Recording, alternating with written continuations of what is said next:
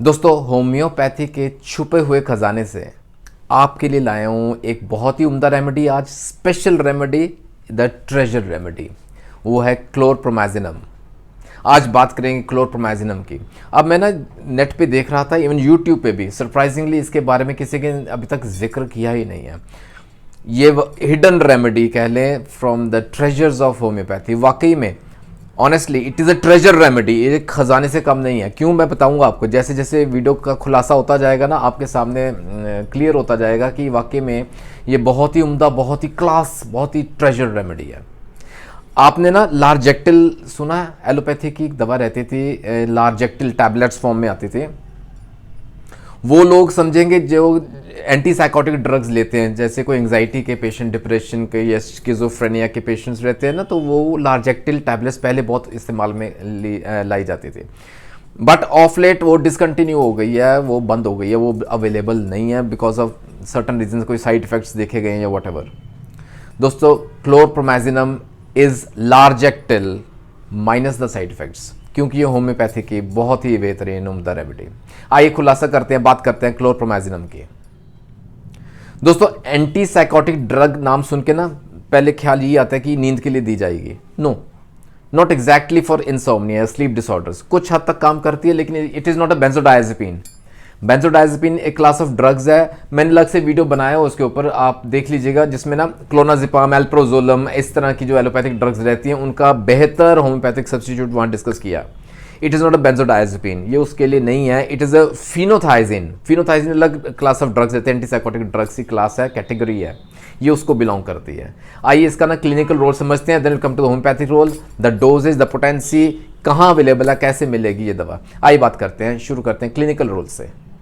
दोस्तों, क्लिनिकली हम इसको यूज़ करते हैं, जो इसका मेन मुद्दा कह लें, मेन फील्ड ऑफ एक्शन, वो क्या रहेगा? Multiple sclerosis, Parkinson's disease, schizophrenia, then hallucinations, genetic disorders, फिर डायबिटीज़ में दी जाती है। डायबिटीज़ मेलाइटस अलग से, शुगर की बीमारी, एंड इवन डायबिटीज़ इंसिपिडस, इसकी अलग से चर्चा करेंगे, दैट्स ए सेपरेट टॉपिक, लेकिन वहाँ इसको इस्तेमाल में लाया जाता है। फिर एंग्जाइटी के पेशेंट्स हैं, डिप्रेशन है, सैडनेस है, माइंड सिम्टम्स आगे पढ़ेंगे हम होम्योपैथिक रोल में। और इसके ना skin disorders, discoloration of the skin, त्वचा के ऊपर जो जैसे ना डिस्कलरेशन हो जाती है, उसकी अलग से बात करेंगे, वो भी बात करेंगे डिटेल में, वहाँ इसको यूज़ किया जाता है। Also in allergies, and very important is aplastic anaemia. आइए दोस्तों, क्लोरप्रोमाजिनम का ना होम्योपैथिक रोल समझते हैं। होम्योपैथी में जब इसको यूज़ करेंगे ना, तो इसका रोल थोड़ा और वास्ट हो जाता है। It has got a broad spectrum of action, कई इश्यूज़ को ये टच करती है। और इसकी ना कुछ प्रॉपर्टीज समझेंगे, बहुत चुनिंदा शब्दों का प्रयोग करूंगा दोस्तों, very selective choice of words, और उस पर टोटली जैसे कि समरी कह लें, it has got anti convulsive properties, anti spasmodic properties हैं, इसके अंदर हिप्नोटिक इफेक्ट है और सिडेटिव भी है। ये इसकी प्रॉपर्टीज़ हैं, इसके आगे हम विस्तार में बात करते हैं। दोस्तों, साइकियाट्रिक फील्ड में इसको यूज़ किया जाता है इन केसेस ऑफ एक्यूट साइकोसिस, maniacal excitability, and for insomnia. और clinically, I should not forget, clinically इसका एक बहुत ही बेहतरीन यूज़ है, that is antiemetic property. Antiemetic जो कि जैसे ना एंग्जाइटी से उभर के एमेटिक प्रॉपर्टीज़ आती हैं बंदे के अंदर, एमेटिक जैसे ना सिम्टम्स आते हैं, नोजिया, वॉमिटिंग के सिम्टम्स रहते हैं, तो इसका वहाँ यूज़ बहुत ही उम्दा, बहुत ही बेहतरीन रोल। दोस्तों, क्लोरप्रोमाजिनम की जो ड्रग प्रूविंग हुई है ना, ये बॉम्बे में ही हुई थी। 16 मेंबर्स थे, डॉक्टर्स की टीम थी, association of homeopathic doctors, under the able guidance of doctor NP पाई। खैर, आइए बात करते हैं इसका विस्तार में, एक एक करके बात करते हैं कहाँ कहाँ ये रोल अदा करती है। What are the basic symptoms of this treasure remedy. Basically इसका जो पेशेंट रहता है ना, उसको इस तरह की फीलिंग रहती है कि जैसे ना ज़िंदगी बहुत धीमी चाल से चल रही है, there is a slowing down the pace of life. फिर उसको ना अंदर उदासी है, सैडनेस है, डिप्रेशन की फीलिंग्स हैं, हेल्यूसिनेशंस हैं, उसको ना एक्साइटेबिलिटी है, छोटी सी बात से बहुत जल्दी एक्साइट हो जाता है। और इस पेशेंट को ना फेलियर की, जैसे ना पहले इज़ वेरी क्यूरियस, एंक्शियस है, उसको लगता है कि फेलियर होने वाला है, some bad news is about to come, कुछ बुरी खबर आने वाली है, इस तरह के रहता है। And which keeps him awake, उस वजह से उसको नींद में दिक्कत रहती है, डिस्टर्ब्ड स्लीप। फिर लिवर को लेके कंप्लेंट्स हैं, हेपेटिक कंप्लेंट्स हैं, गैस्ट्रिक कंप्लेंट्स हैं, डायबिटीज़ है, बंदे को शुगर है, हाइपरटेंशन है, बीपी बढ़ता है, जेनेटिक डिसऑर्डर्स वहाँ भी दिया जाता है। और कई बार ना even in the growing age, जैसे जैसे बच्चे बड़े होते हैं, जवान होते हैं ना, तो there is abnormal hair growth in the body, वहाँ भी हम इसको साथ ऐड कर सकते हैं। स्किन के डिसऑर्डर्स हैं एंड ओबेसिटी, मोटापा, specially in the lower extremities, ऊपर से जैसे पतला दुबला बंदा है लेकिन नीचे जाके ना यहाँ फैट डिपॉजिशन ज़्यादा होती है, ओबेसिटी इस प्रकार की रहती है। आइए इसके ना माइंड सिम्टम्स समझें, बहुत ही इंपॉर्टेंट है माइंड को समझना। सबसे पहले तो ना बंदा इरिटेबल रहता है, चिड़चिड़ापन बहुत ज़्यादा होता है, एब्सेंट माइंडेड है, बैठा आपके साथ है लेकिन दिमाग कहीं और है, उस लैक ऑफ कंसंट्रेशन भी रहती है, जो कोई कार्य कर रहा है वो काम कर रहा है ना उसमें उसका ध्यान नहीं लगता, lack of concentration always there. Memory loss है, शॉर्ट टर्म मेमोरी लॉस हो सकता है, there are gaps in the memory, कुछ चीज़ याद रह गई फिर भूल गए, फिर कुछ याद आया फिर कुछ भूल गए, इस तरह का रहता है। और मेलनकॉलिक है, अंदर उदासी है, सैडनेस है। और मैंने आपको बताया ना, there is always premonition of bad news, सहमा सहमा सा रहता है कि कहीं से कोई बुरी खबर ना आ जाए, इस प्रकार का उसका माइंडसेट रहता है। एक बहुत ही इंपॉर्टेंट सिम्टम मैं आपके सामने शेयर करूंगा दोस्तों, माइंड सिम्टम्स, स्पेशली ना बच्चों में, चिल्ड्रन में ना, there is personality disorder we call, behavioural disorders कह लें। उसमें क्या होता है कि बच्चा आपका होनहार है, उसको सब कुछ आता है, लेकिन जैसे कहीं प्रेजेंटेशन देनी है, कहीं एग्ज़ाम देना है, उसने कोई परीक्षा देना है, या कहीं उसको डिबेट में हिस्सा लेना है, कहीं उसको जैसे ना डेक्लेमेशन कंटेस्ट है, या इस प्रकार की कहीं उसको ना पब्लिक अपीयरेंस है, या इवन कहीं ग्रुप इंटरव्यू है, ग्रुप डिस्कशन है, इंटरव्यू के लिए जाना है, तो उसको दिक्कतें आती हैं। होनहार है, उसको सब कुछ मालूम है, लेकिन जाने से पहले उसको ना नौजिया रहेगा, वॉमिटिंग रहेगी, because of that anxiety inside. इस वजह से वो बेचैन रहेगा, उसकी नींद उड़ जाएगी, उसको स्लीप डिसऑर्डर होंगे। ये सब सिम्टम्स अगर रहते हैं ना, तो क्लोरप्रोमाजिनम इज द मास्टर रेमेडी।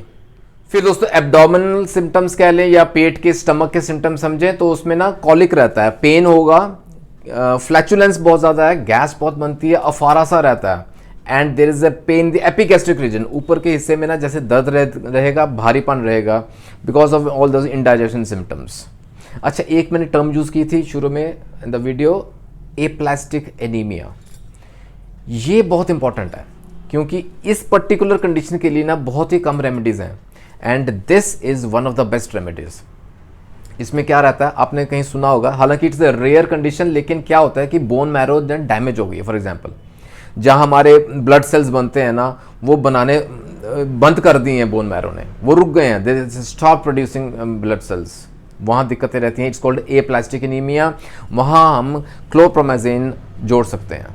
फिर इसकी ओबेसिटी मैंने बताई आपको, अलग तरह से रहती है, फैट डिपोजिशन है इन द लोअर एक्सट्रीमिटीज़, और ना कई कई गैनेकोमेस्टिया केसेस भी रहते हैं जहाँ पुरुषों में स्तनों का आना, जैसे ना फैट डिपोजिशन हो रही है, तो ऐसे केसेस में भी हम इस दवा को साथ जोड़ सकते हैं। फिर दोस्तों एक टर्म रहती है न्यूरैल्जिक पेन या न्यूरैल्जिया ऑफ ट्राइजेमिनल नर्व, इसके ऊपर भी अलग से वीडियो है, यहाँ भी इस कंडीशन में भी हम इसको ऐड कर सकते हैं। अगर फेशियल पैरालिसिस हो गया, फेस पे पैरालिसिस के सिम्टम्स आते हैं, वहाँ ये दवा काम आती है। महिलाओं में ना लिकोरिया की प्रॉब्लम है, वाइटिश डिस्चार्ज है, जैसे एग वाइट रहता है ना, इस प्रकार का डिस्चार्ज है, बहुत क्रॉनिक हो गया, ठीक नहीं हो रहा। फिर एब्सेंस ऑफ मेंसेस, महीना जैसे रुक ही गए हैं, एमिनोरिया वी कॉल, और अगर आ रहे हैं ना मेंसेस तो बहुत दर्दनाक पेनफुल मेंसेस रहते हैं, ऐसी कंडीशंस में भी इट कैन बी को प्रिस्क्राइब्ड, साथ में हम जोड़ सकते हैं। फिर दोस्तों इसमें ना हार्ट के सिम्टम्स भी समझने लायक हैं, क्योंकि ना माइंड के सिम्टम्स हैं, जो एंग्जाइटी के सिम्टम्स रहते हैं ना, वो असर दिल पे भी करते हैं, हृदय पे भी करते हैं, उस वजह से ना पैल्पिटेशंस हैं, इवन ना एंग्जाइटी इंड्यूस्ड हाइपोटेंशन, बीपी अगर नॉर्मली हाइपरटेंशन के हम यूज़ करते हैं, लेकिन अगर बीपी लो हो गया, नॉर्मल से गिर गया है, कारण क्या है, एंग्जाइटी की वजह से, तो वहाँ ये काम आएगी। फिर एओर्टिक एन्यूरिज्म, डिटेल में नहीं जाएंगे, I have a video on this, and aneurysm के ऊपर अलग से वीडियो है। एओर्टिक अगर एन्यूरिज्म रहता है, वहाँ भी ये दवा काम आती है। एंड देन रिदम डिसऑर्डर्स, जैसे जो ना रिदम में हार्ट बीट करना चाहिए ना, वो नहीं हो रहा, डिसऑर्डर हो गया है हार्ट का, तो वहाँ भी ये दवा जोड़ सकते हैं। लिवर के ना इंपॉर्टेंट, मैं भूल ना जाऊँ आपको बताऊँ, जैसे ना वायरल हेपेटाइटिस है, जॉन्डिस है, वहाँ काम आती है। इवन इन लिवर सिरोसिस, सिरे का केस है, लेकिन ये दवा जोड़ें तो रिलीफ मिलता है। दोस्तों इसके ना स्लीप के सिम्टम्स भी समझे। जैसे मैंने कहा ना कि don't take it exactly for insomnia, जैसे नींद आती नहीं है बंदे को, आप सोचो कि मैं ये दवा लूँ तो नींद आ जाएगी, ऐसा नहीं है। इसके ना सिम्टम्स अगर मैच करते हैं तो बहुत अच्छा रोल है, बहुत अच्छे इसके रिजल्ट्स हैं। वो क्या है, जैसे ना इंसोम्निया रहता है बंदे को, लेकिन अर्ली मॉर्निंग आवर्स, रात को सो रहा है वो, लेकिन अचानक से 1 बजे के करीब उसको नींद खुल जाएगी। 1 से लेकर 3 बजे तक फॉर एग्जाम्पल उसको नींद आती ही नहीं है बिल्कुल, और कन्फ्यूज सा रहता है। और जब नींद आती है तो उसको नाइट मेयर्स हैं, स्वप्न इस प्रकार के जो सपने हैं ना, वो बड़े नाइट मेयर्स जैसे डरावने वाले, जैसे डराने वाले सपने रहते हैं, इस प्रकार का उसका रहता है। और मॉर्निंग में जब उठता है ना तो उसको सुस्ती रहती है, फ्रेश नहीं होता, स्लीपीनेस इन द मॉर्निंग। ये कुछ सिम्टम्स हैं, अगर ऐसा कुछ है तो लीजिएगा क्लोरप्रोमाज़िन। तो दोस्तों देखा आपने कितना इंपॉर्टेंट रोल रहता है। इसके अलावा और भी बहुत कुछ है, लेकिन I think this is a basic information, इतनी काफ़ी रहेगी हमारे लिए। क्लोरप्रोमाज़िनम को हम कहाँ यूज़ करें, किस पोटेंसी में यूज़ करें वो समझें। डाइल्यूशन फॉर्म में अवेलेबल है, it is available 30C 200C 1 m तक दे सकते हैं। Start with small dose only, I would always advise 30C से शुरू करें, राहत मिलती है बहुत अच्छा। अगर सिम्टम्स में पूरी तरह क्योर नहीं होता, we can go on a higher dose. बाकी अपने होम्योपैथिक फिजिशियन की सलाह लेके ही दवा प्रयोग में लाएं तो बेहतर रहेगा। It is available online easily available है, लिंक डिस्क्रिप्शन बॉक्स में डाला हुआ है। If you want to place the order डालना है तो वहाँ क्लिक करिएगा।